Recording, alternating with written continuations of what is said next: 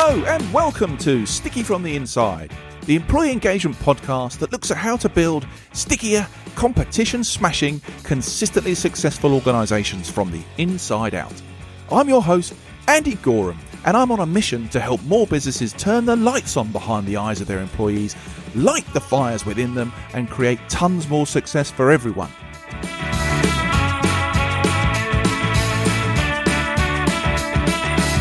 This podcast is for all those who believe that's something worth going after and would like a little help and guidance in achieving that. Each episode, we dive into the topics that can help create what I call stickier businesses. The sort of businesses where people thrive and love to work, and where more customers stay with you and recommend you to others because they love what you do and why you do it. So, if you want to take the tricky out of being sticky, listen on. Okay, in another attempt to peel back the layers of what truly makes workplaces thrive and us more effective, today we're navigating the often murky waters of the noisy, modern work environment. A place buzzing with endless notifications, with a barrage of decisions to be made and the constant hum of change in the background. It's like trying to find your way through a dense fog with nothing but a broken pen light and a dodgy compass. It's challenging, right? But fear not, because today we're flipping on the high beams and cutting through the fog with the help of my special guest today, Jim Vaselopulos. He's the founder of Rafti Advisors, the voice behind the popular leadership podcast, and the author of the enlightening book, Clarity, Business Wisdom to Work Less and Achieve More. In a world where the only constant is change, and our choices seem as vast as the cereal aisle in a supermarket, Jim's insights are more than just timely. I think, genuinely, they may just be a beacon of hope, guiding us to some safer, clearer waters, maybe. So think about it for a second. When was the last time you felt truly clear about your direction, both in life and at work? Now, if you're a bit like me and you're scratching your head, you're not alone. So today we're diving into why clarity seems to play hide and seek with us at times, especially when we may need it the most. So with Jim's guidance, we're going to explore how recognizing the symptoms of confusion and sparking our curiosity can lead us to those aha moments of clarity that feel as refreshing and life-affirming as that first sip of coffee in the morning. So strap in, because we're on a quest to find that elusive clarity and make more sense of the noise, confusion, change, and choices that bombard us daily. And by the end of the journey today, I reckon you'll have a clearer map to navigate the complexities of the modern world, but also the tools to turn that map into a properly working compass that actually points north. Anyway, enough of my rubbish, broken metaphors and analogies. Welcome to the show, Jim. Andy, thank you. And please continue. That was maybe the best intro of all the podcasts I've ever done. That was just like masterful. I so enjoyed that. Your preparation is really top notch. That was fun. Thank you. Oh, bless you. Well, what's really lovely is having a fellow podcaster join me today. Just for my own selfish understanding, how's that been? How has the leadership podcast been for you? What's your experience been with doing that? What have you got out of it? You know, it's one of the best things I've ever decided to do. And I wouldn't even say it's a business endeavor. I mean, you know, I'm pretty sure we've lost more money doing that than made money. I know how that feels. But it's kind of like a hobby, like golf. I mean, it's expensive, but you enjoy it. I've gotten to meet so many wonderful people. I've had kind of the pressure to read more books than I probably would have otherwise. I think just that, added pressure, allows you to kind of dig a little harder. It's like setting a goal for, let's say, a workout routine instead of just working out. And I've learned so much, and you learn how much you don't know. Yeah. And, you expose yourself to so many different perspectives. I mean, for me, that's the reward. If people find it interesting to listen in on our conversations, that's just, an extra benefit. I empathize and I connect to so many of those things that you've said. I think the opportunity to speak to some wonderful people I would never have met and force myself. I think your point about reading, I love the idea of it. I'm just rubbish at it. It takes me forever.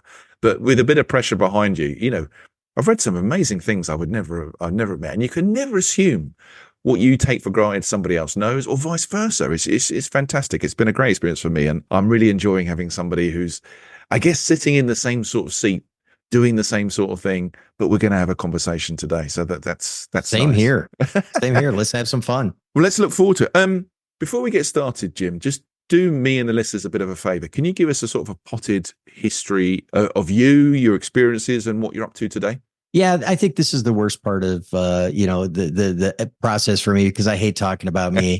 I'm one of these guys that I got an engineering degree, just barely. I went to a really good school and realized just how dumb I was compared to all the really smart people that attended.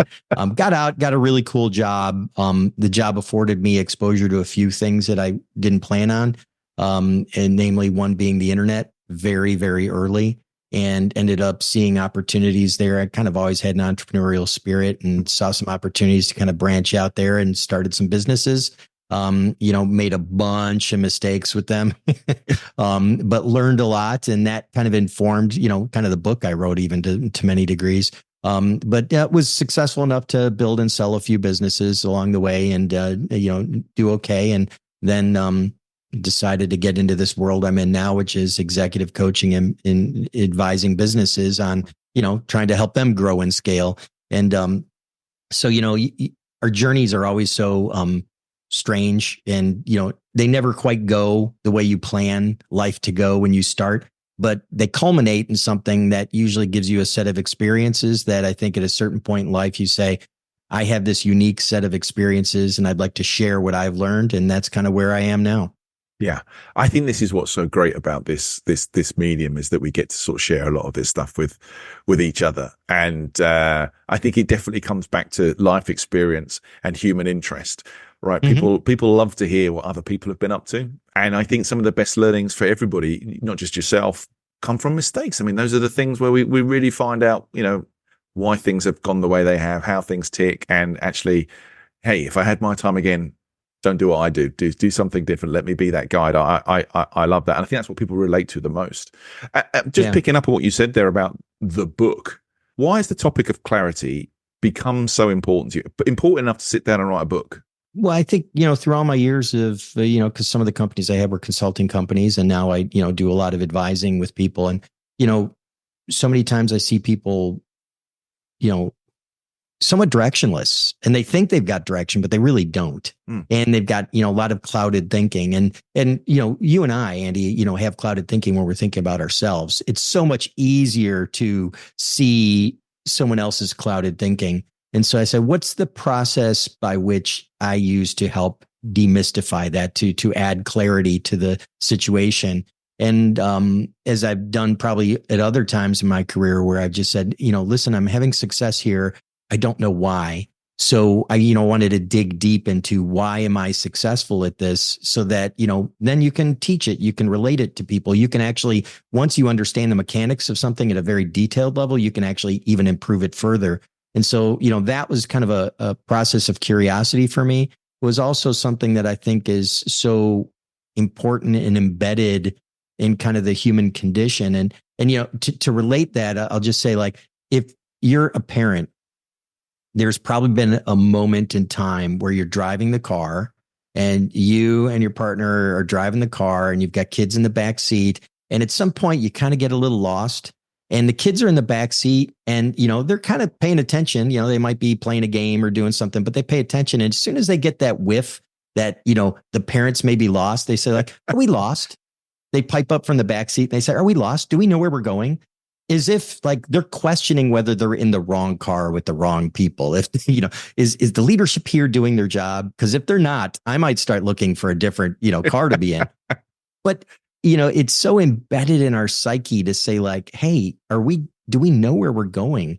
And I think a lot of us go through life. A lot of us go through our business efforts, and, like, somewhat directionless, flowing with, the way the sea takes us. But that's not necessarily the way to work less and accomplish more. That's, so that's why I wanted to focus on this book in particular.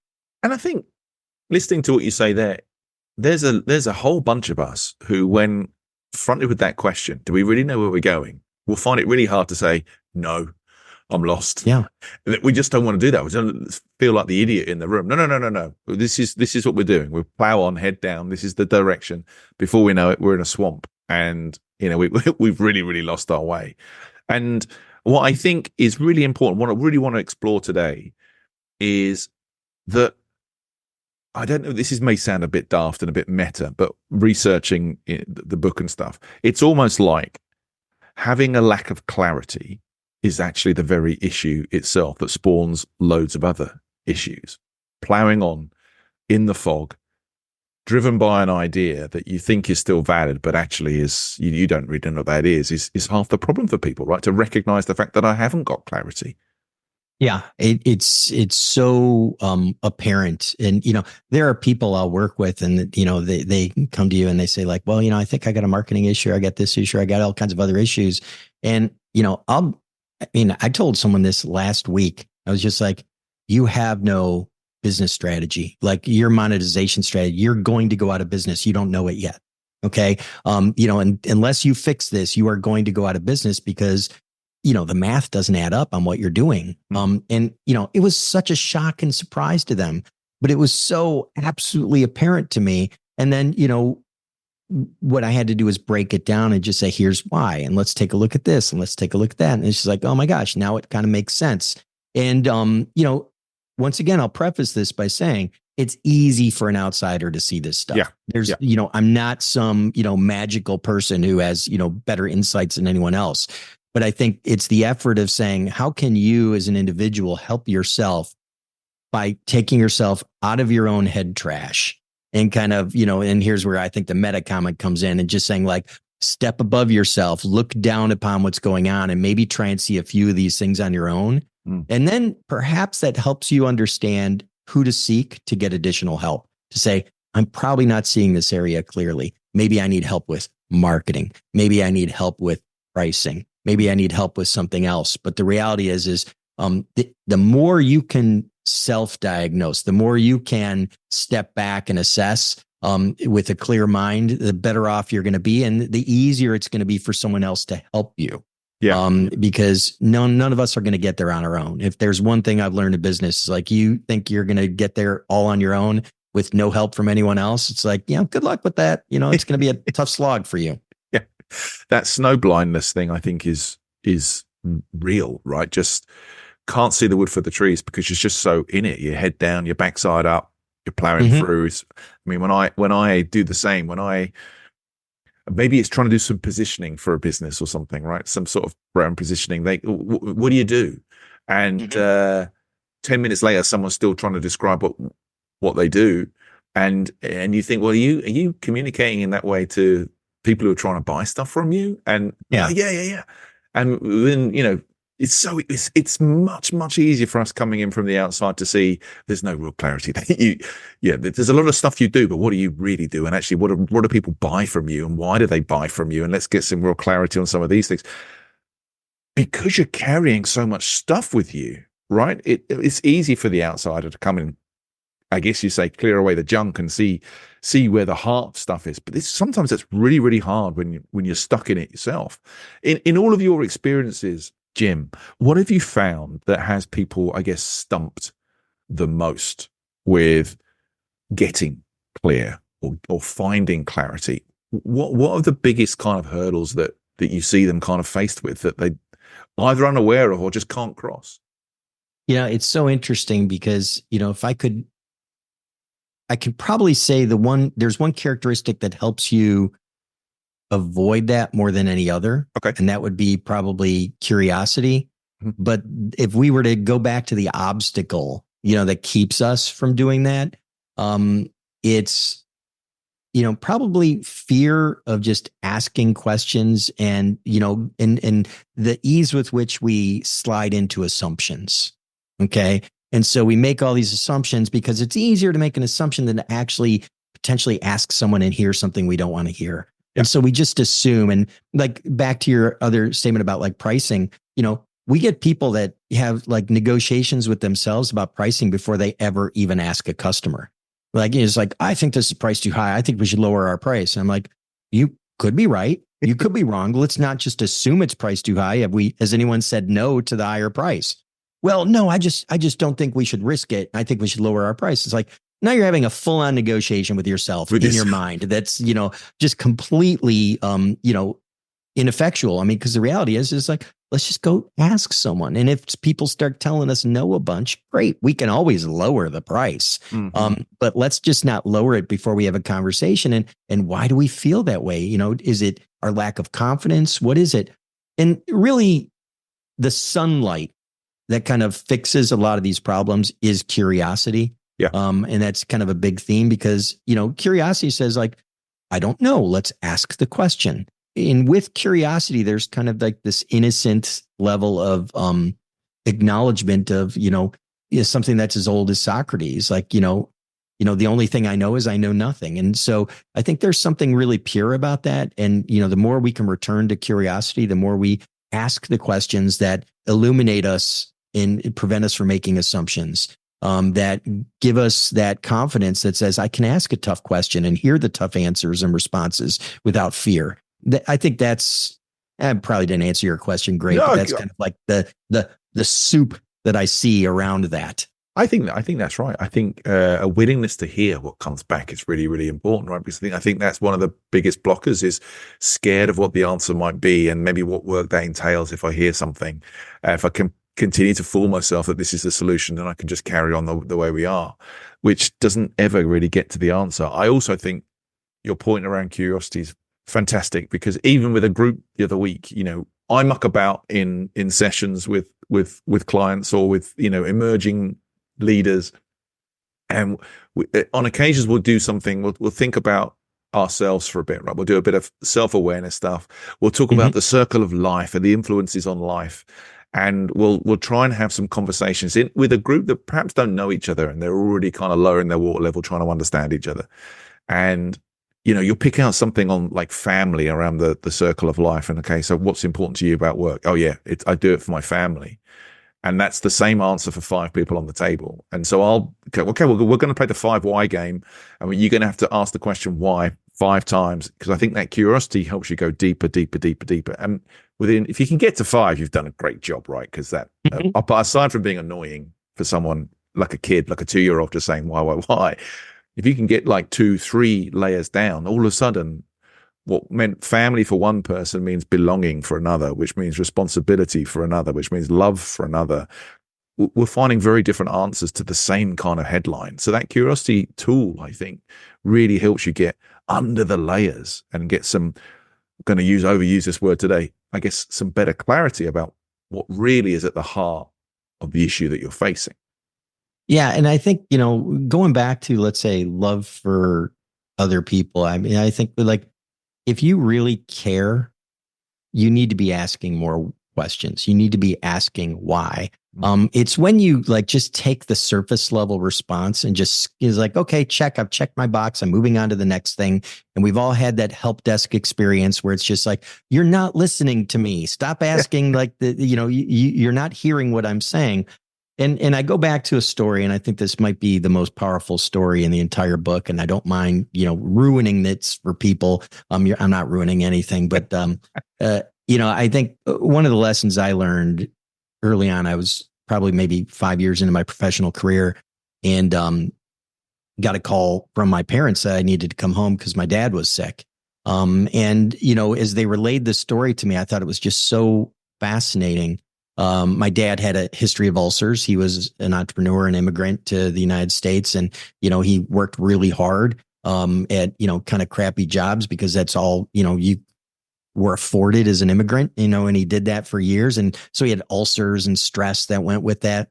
And so he had a, first name basis relationship with his primary care physician, about, these ulcers. And so he was having some stomach issues, and he said, oh, let's go to the doctor. And, my parents, like, the cute old couple, go to the doctor together. And he was expecting, a new prescription of some new medicine and maybe a handshake. And it's like, okay, be on your way, Mr. Vaselopulos, good luck with your ulcer. And so they went in for this appointment, and the doctor talked to him, and, very easily could have taken that surface level response and just said, yep, let's try this new medicine that just came on the market, and, call me in 2 weeks.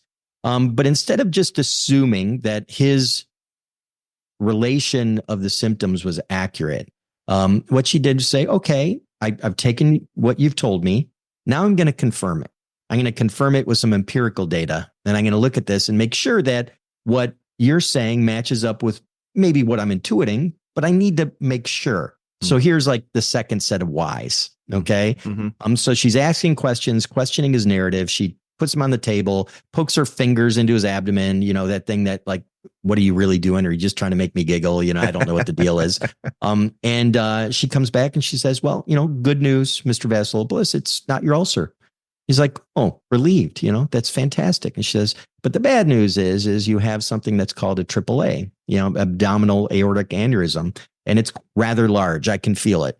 And if that busts, you could be on the steps of the hospital and they won't be able to save you. So it's very likely you're going to be in surgery before the day is out. And, my parents are like, what, how can this be? So literally he was in surgery by the end of the day, and they repaired it. And, a wonderful team of physicians saved him, from, what would have been an early death, most likely. Okay. And we had him for, 25, 30 years more. But the reality is, had the doctor just done the minimum and just said, yeah, try this new medicine, it might not have worked out the same way. She was thorough. She was curious. She wanted to know more. Something wasn't adding up. And rather than just ignoring it and making an assumption like, it's probably this, it didn't add up. And that was incongruent enough for her to pursue and go further. And because she was good at what she did, she provided clarity to the situation and allowed him, to see his grandchildren, to see his kids get married, to see so much more in life. Yeah.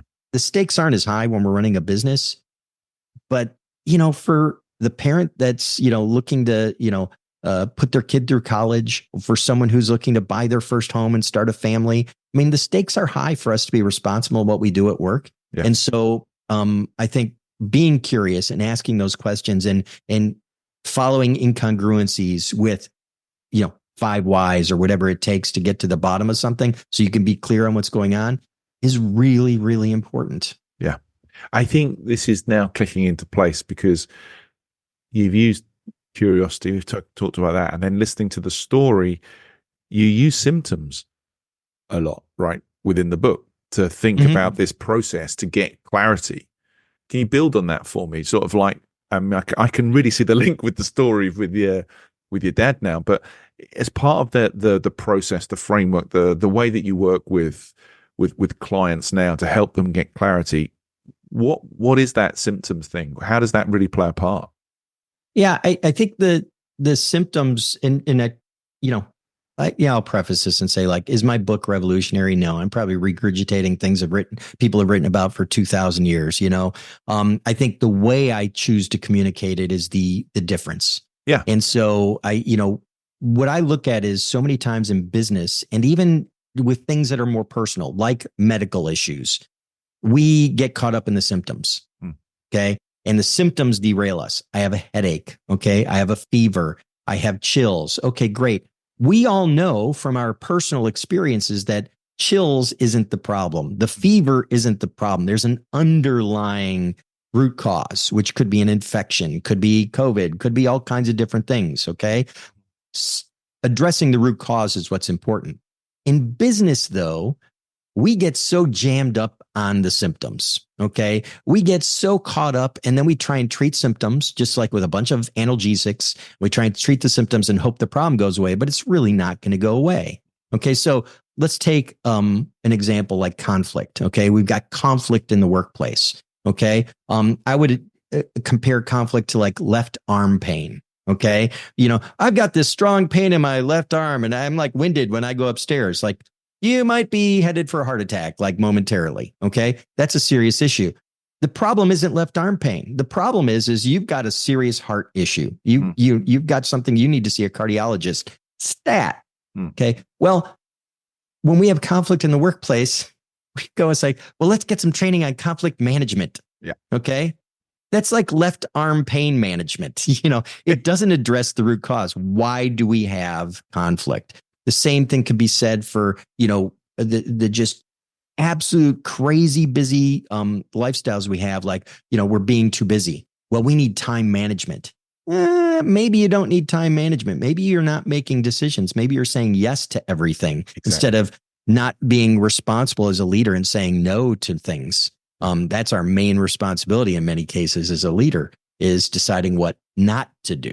It's easy to lead when you say, let's do it all, but we have scarce resources. We're managing the resources of time and personnel and money.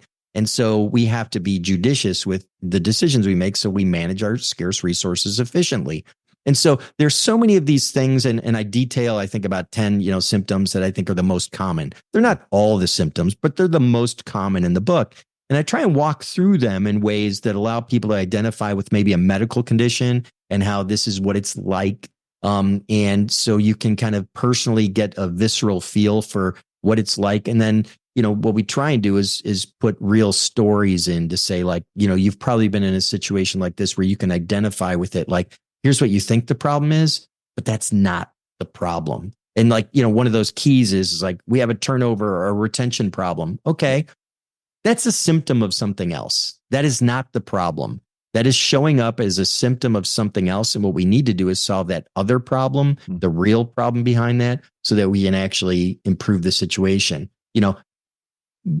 Getting, more employee gift bags or, things, out, to say like, oh, I've got my coffee mug with the employee logo on it. That'll keep people around longer. Not if we're micromanaging them, but so I think symptoms derail us, but we're better about that at a personal level, understanding in a medical, framework. So that's why I make the comparison, so that it's easier to make the jump to see how that, we can't extend that silliness in business into our medical life, or we see consequences immediately. 100%.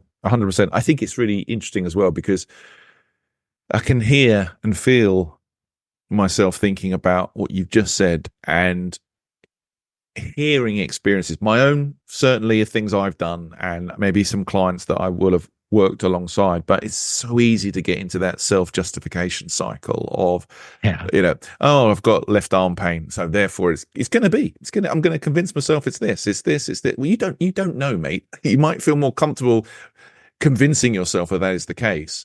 The reality could well be something different, and that happens every day in business too. We convince ourselves that, oh yeah, I know what this is. This is going to be this. Fine, I've done that before. Everything will be fine.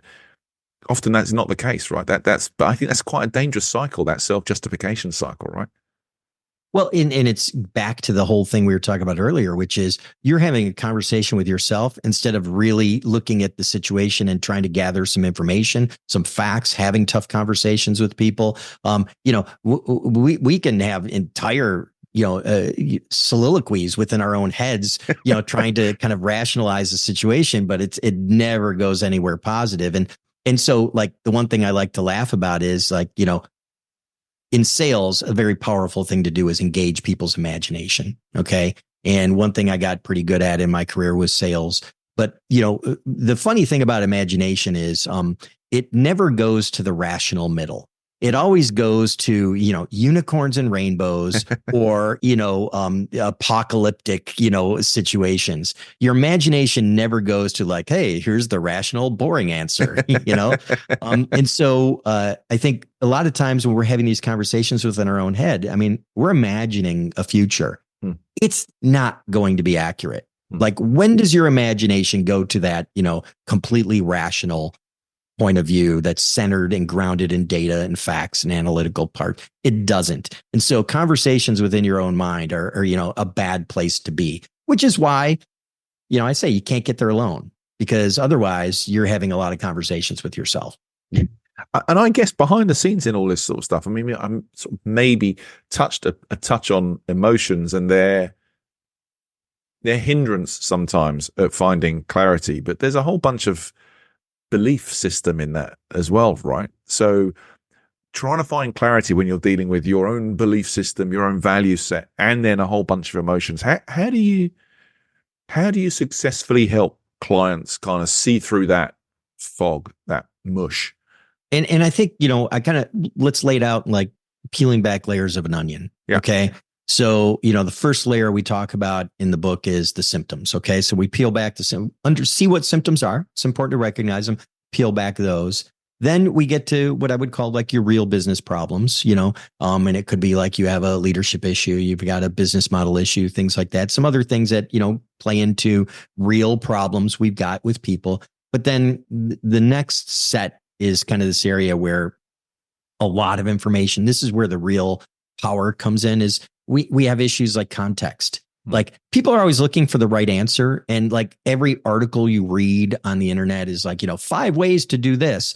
And what all those articles, those listicles, as they call them, lack. And I'm guilty of being involved in some of those articles. So just bear with me on that one. I'm not, someone will call out the You're a work in progress, Jim. It's fine. Yeah. But what they lack is context. It's like, here's the right way to do this. It's like, well, in some situations it is, but we typically don't have enough time and space in an article to have it be 10,000 words. So there's context. Right. It's important. So context is important. Assumptions and knowing when we make assumptions is important. We talk about, doing the math. And, one thing I like to comically articulate in the book is how bad we are with math. Okay. I can sit in meetings. I can just listen to people talking and throwing out numbers as if this is a fact. But then, if you actually sit with a calculator, and this is something I'm kind of famous for, is like, I'll sit with a calculator and I'll do the math real quick. And I'll be like, yeah, your math doesn't add up. There is no way that your math adds up. And, watching, TV is great. If you watch any, network news channel that's like, on 24/7 on cable news, it's like the math is almost universally wrong. It's comical. But I think that's important. But then we get into probably the most severe case, which is emotions. As you talk, we're peeling back the layers of the onion. We get into emotions, and emotions are cognitive biases, the logical fallacies we use. They're so embedded in who we are as humans. And this gets back to kind of like research that was done by like Daniel Kahneman and Amos Tversky about, in their famous Nobel Prize winning work and Kahneman's book, Thinking Fast and Slow, that, he's the godfather of behavioral economics. I mean, like our brains are wired to make decisions emotionally. We layer facts on top of them afterwards. But understanding those emotional impulses we have that are so hardwired into our behavior, our decision-making systems, is important. They're hard to overcome, but they're important to recognize so we know when they are influencing us. And so, and for anyone who's listening to this saying like, Jim, this is garbage. Okay. I don't believe you. I'm a CFO and I think logically and blah, blah, blah, and all this other stuff. There's enough neuroscience out right now. And if you don't buy it, you haven't read enough books on this. The most extreme example, which I think is very powerful, is for people who've had traumatic brain injuries. And if people suffer traumatic brain injuries that irreparably harm the emotional centers of their brain, they find it difficult to make even the simplest decisions. Like they can't decide what to do next, just so executive function disappears, which you would think is very logical. They can't decide what to eat for dinner. They can't decide like, should I do this or this next? So purchasing anything in a store becomes an exceptionally almost impossible task. And this is the cognitives, the logical prefrontal cortex may be fine. But if the emotional centers are damaged enough, you can't function as a human. And you sit there and you go, holy cow, our emotions drive much more of our behavior than we think. And anyone who's an effective seller, whether they're conscious of it or not, is irrelevant. They know how to tap into the emotions of people. Yeah. And so because we're asking people to make a decision, and that means we need to be really good with understanding emotions. If you want to have a clear picture of what's in front of you and what your future may look like and what options you have at any given moment, you have to be aware of how your emotions affect you and how they affect everyone else around you. Because if you're not, you're really operating it as a disadvantage, and it's unfortunate. Yeah. I mean, emotions, this is an ex-marketer speaking, right? None of my logical marketing campaigns really did much. Right. But the emotional ones are the ones that got people off their backside to go and do something. I mean, that's just the reality of the world, right? The emotions of finding. I mean, brands spend billions on finding an emotional connection between their branded gene and people at home, right? That's true.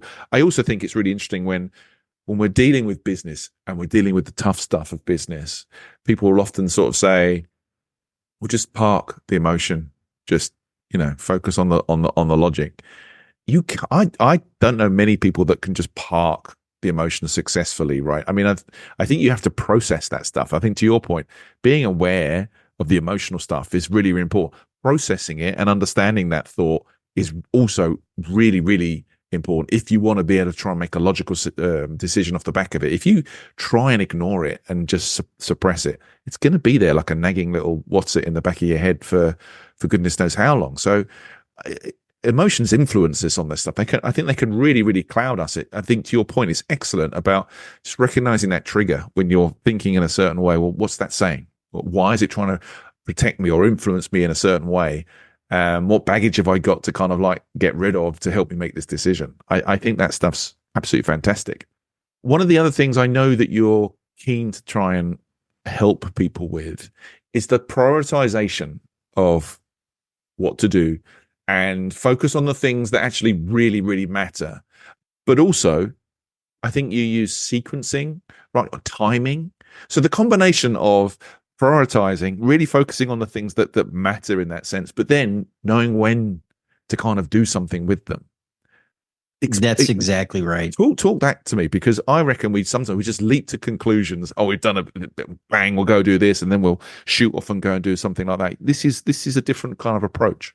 I think this is really where the magic happens. And I think a lot of times people sit there and they'll say, well, this is a good idea or a bad idea. I think there are a lot of great ideas out there. Most of the time it's not, this is a bad idea. It's just not yet. Okay. I think that's a term we need to use more in business. This is great. Not yet. When's the right time? The amount of effort that you need to put into something, a lot of times we're conditioned to say like, well, just work harder. And I'm by nature a pretty lazy person. I'm like water. I'm always going to find the path of least resistance. And I think that, could be but no one ever accused me of not being a hard worker, but I was always trying to find the easiest way to get something done. I didn't want to work harder than I had to. And so I think that comes down to these three elements that work together well, which are sequencing, timing, and patience. Doing something at the right time is important, but understanding when the right time for something is to know the sequence that matters most. You can say that the most important move in a game of chess is when my queen takes out your king. Okay. But that can't be your first move.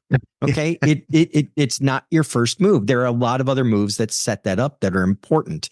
And so when we take a look in business, there are a lot of things that just have to happen first. Okay. One of the more comical things I think in our dialogue today is in our global dialogue is like, hey, we want to move to electrified vehicles. And I'm not against that. I think that's great.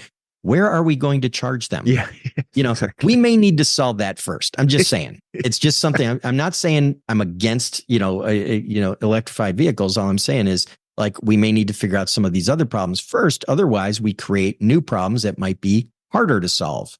And so getting things done in the right order is important, but it often requires patience. Patience is what I call the truest form of confidence. To be patient in the face of imminent threat. Okay. Like you see in most war movies, whether it's about, trench warfare in World War I or gladiators fighting, in ancient Rome or Greece, there's always some scene in those movies where they're saying, hold, wait, hold, but the reality is it requires a tremendous amount of confidence and trust and faith to hold fast in situations like that. And that's patience. And so you have to have patience in your plan and your strategy. I think the essential components of a well-formed strategy that supports a business model are sequencing, timing, and patience, knowing the right time to do things for the appropriate effect. And then while this is kind of maybe a poor example for your audience who's probably, not US based, but, the difference in American baseball between, a home run and a foul ball is timing. It's A same little bit amount of ahead, a effort. little bit behind the ball.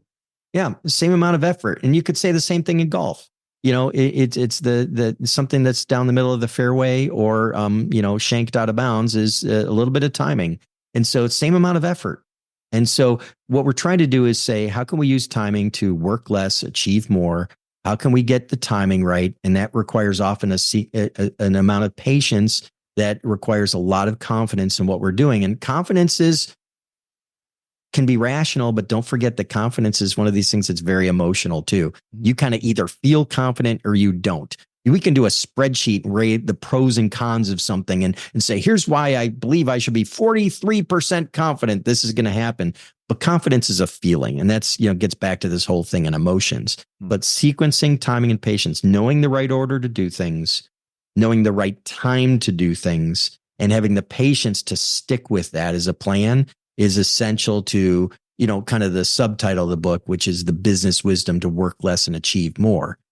That's really, those three things are what give you that. And the ability to know when the right time is to do something goes to something I call conscious competence, which is really understanding something so deeply that the little things that make the big differences. And is that in the process that you kind of go through to help people get clarity? Is that the end point? Because once they've got clarity, is it about then, is that where the timing and the sequencing comes in? Or do you still find people even when they've got the clarity, well, actually now what do I do with it? They've gone through that process and they found something. Do you ever come across that situation? Oh, great. Now I know, but now wow. Well, so what? What do I do? Yeah, I think this is, the book is kind of structured in a way that is almost like a university kind of level, kind of things like, you've got your, 100 level classes and your 200 level classes. Then you've got your more senior classes. I'd say like part 3 is like your 300 level college courses.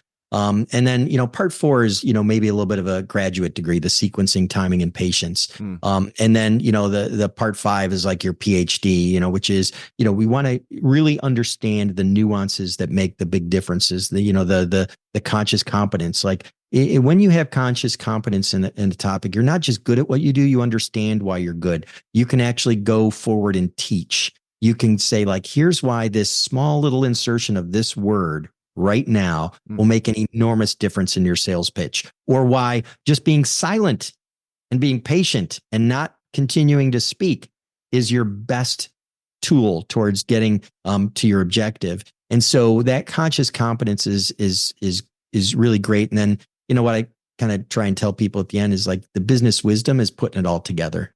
It's putting it all together to understand how these elements work together. And, I think that's what I really hope to convey to people. It's a journey. It's tough. It's not easy, but I will tell you that it's so worth it. And how I know it's worth it is because when I reluctantly got put into a role where I had to sell, I didn't want to sell. I didn't want to learn how to sell. I hated salespeople and selling. Everything about it just made my skin crawl, but I had to get good at it for the sake of our business. And I had some skill, but I was not conscious of my skill.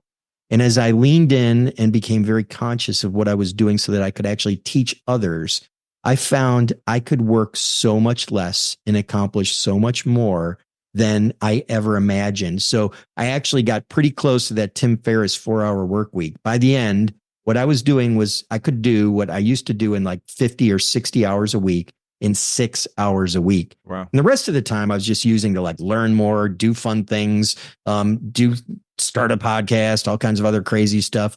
And I never imagined I could get down to that little amount of work to keep the flywheel moving, but I did.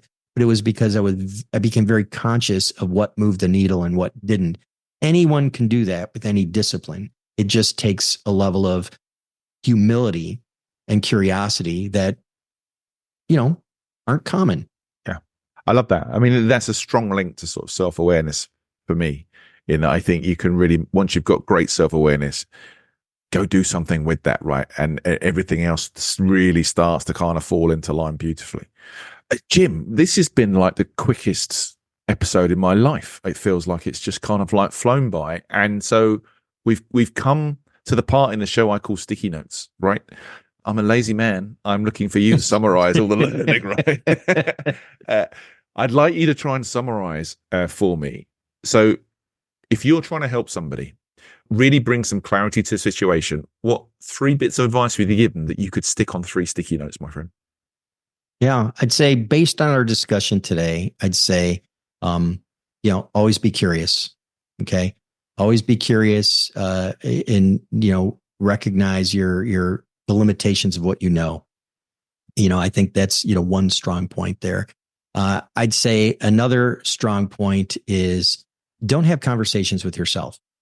The conversations with yourself are going to not bring you clarity. Okay. You need to have conversations with other people, especially customers and clients, consultants, advisors, people, your peers, but have good conversations with other people, because if you try and develop clarity in a vacuum, you are developing a clarity for some imaginary world that does not exist. And I think, the last one is, don't feel intimidated as though like, oh, I don't know what to do. You probably do know what to do.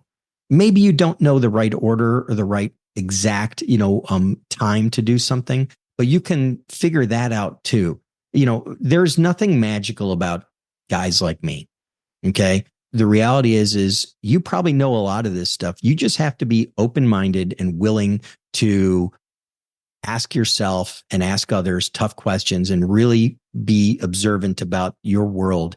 And, in somewhat of an analytical way, feel free to measure cause and effect.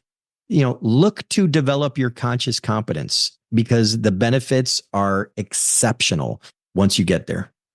I love that. And I've loved this conversation, and I have to disagree, because for me, this has been a magic conversation. I've really, really enjoyed it, Jim. Really enjoyed it. And before I let you go, where can people find out a bit more about you and about the book and stuff like that? Thank you. This has been a lovely conversation as well. I really do appreciate it. It's, you're a kindred spirit, so I really do appreciate this. I've got a terrible last name that's hard to pronounce, hard to spell. I've got a company name that most people get wrong. So I made it easy on everyone. There's one website. If you go to businesswisdom.com, it's got links to our podcast, got link to my company, Rafti Advisors, got links to the book Clarity, and all kinds of other information. And, that's one place to go. And I've tried to make it as easy as possible on folks. Brilliant. Jim, I've loved speaking to you, my friend. I hope it's not the last conversation I ever have with you. And thank you for coming, and do take care. Thank you, Andy. It's been, the pleasure has been entirely mine. Thank you. Bless you. Well, okay, everyone. That was Jim Vaselopulos.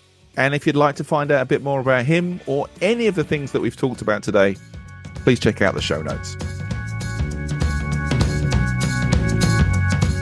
So, that concludes today's episode. I hope you've enjoyed it, found it interesting, and heard something maybe that will help you become a stickier, more successful business from the inside going forwards.